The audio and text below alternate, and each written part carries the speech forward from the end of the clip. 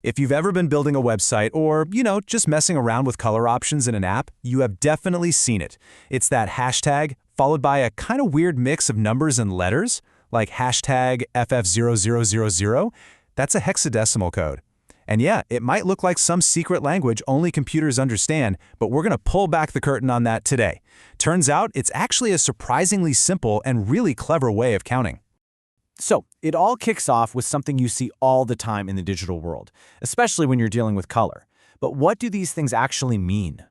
I mean, this is super familiar, right? We see these codes everywhere. We instinctively know that hashtag 000000 is black and hashtag FFFFFF is white. But if you ever really stop to wonder, why? How in the world can a bunch of letters FFFFFF possibly represent the color white? It kind of feels like there's a secret that we're not being let in on.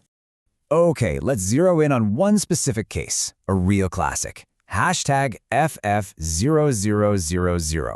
Why does that string of characters mean pure red?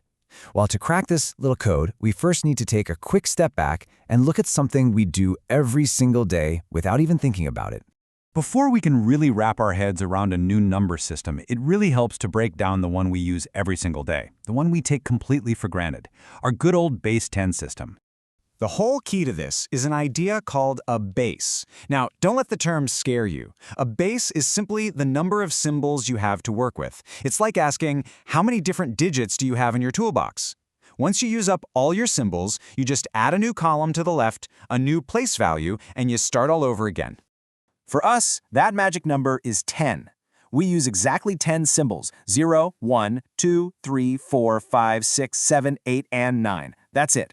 Every single number you can possibly imagine, from your own age to the number of stars in the sky, is just a combination of these 10 little digits. And of course, it's all about place value, right? We learned this in elementary school. In our Base-10 system, each position is a power of 10. We have the ones place, the tens place, the hundreds place, and it just keeps going. That's the rule of the game. So, what happens if we decide to play with a different set of rules? What if we use the different base? And that brings us to the main event. We're about to leave our familiar world of 10 symbols behind and enter a world that has 16. Okay, so here's the crucial part. For Base-16, or what we call hexadecimal, we need 16 unique symbols. We've got our usual 0 through 9, which gets us 10 of them. So where do we get the other 6? Simple. We just borrow them from the alphabet. A, B, C, D, E, and F. In this system, A is 10, B is 11, and you just keep going all the way up to F, which stands for 15. Now, check out how this totally changes the way we count. You go up like normal, 7, 8, 9, but instead of carrying the 1, you just keep going with your new symbols, A, B, C, D, E, F. And only after you hit F, which is 15, do you finally run out of symbols and regroup. You write 1, 0, but here's the mind-bending part.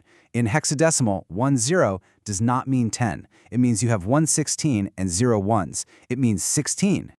I know, this might seem a little weird and complicated, but there is a really important reason why hexadecimal was invented. It's not just some quirky math exercise. It serves as a critical bridge. And here it is, the secret. The entire reason hexadecimal is so important is its perfect, elegant, beautiful connection to binary. Binary, base 2. That's the true native language of computers, a simple world built on nothing but zeros and ones. Hexadecimal is our human-friendly way of speaking that language. And the mapping between them is just perfect. Because 16 is 2 to the power of 4, every single hex digit, from 0 all the way to F, corresponds to a unique group of exactly 4 binary digits, or bits. So our F, which is 15, is just 1111 in binary. Our A for 10 is 1010. It is a clean, direct translation. There's no messy math involved. It's a perfect swap. And here's a great little piece of trivia for you. That group of 4 binary digits that perfectly maps to a single hex digit, well, programmers have a nickname for it. It's called a nibble. Seriously, because it's half of a byte. You just can't make this stuff up. So let's put it all together. One hex digit is a nibble. That's 4 bits. That means if you put 2 hex digits side by side, you get 8 bits. And what's 8 bits? That's 1 full byte, the standard unit of all computer data. So you can take this long, messy binary string like 11001010 and condense it down to the nice, clean, simple CA and hex. It's a brilliant shorthand that lets actual humans read and write binary without losing their minds. Okay, so now that we've got the theory down, let's bring it all the way back to where we started and see how this actually works out in the wild. So, let's finally solve our mystery. A color code like #FF000 is actually 3 different values all squished together. The first 2 digits, FF, are for red. The next 2, 00, are for green. And the last 2, 00, are for blue. It's the RGB color model. So the value FF is the highest possible value you can represent with 2 hex digits. It's 255 in our everyday numbers. That means #FF000 is literally telling the computer, turn the red all the way up to max, and turn the green and the blue all the way down to 0. And that gives us a pure, bright red. And, it goes way beyond just colors. Hex is absolutely fundamental to computing. It's used for everything from the memory addresses in your computer to representing raw machine data. And it's all for the same reason, to make those long, long strings of ones and zeros readable for the human beings who have to build our digital world. All right, let's zoom out for a second, because what all of this really gets at is a really powerful and kind of profound idea about numbers themselves. Think about the quantity 255. We write it as 255. In hexadecimal, it's just FF, and in binary, it's a long string of 8 ones. Now, they all look completely different, but they all represent the exact same amount. This is such a critical concept. Whether you're learning math or computer science, the quantity itself is constant, but the way we write it, the representation, can change. Look at the number 42, for example.